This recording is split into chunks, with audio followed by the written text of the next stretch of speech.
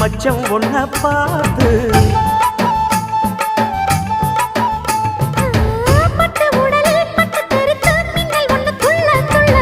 வெக்கம் துடிக்க விளக்கணைக்க ஜன்னல் கண்ணை மூடிக்கொள்ள 10 நாள் கழிச்சு தாண்டி கதவை திறக்கணும்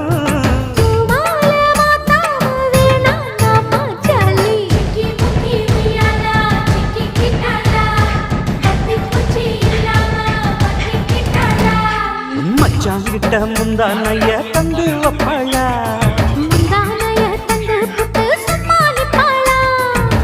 பல நாள் பசி இருக்கு விருந்து வப்பாளா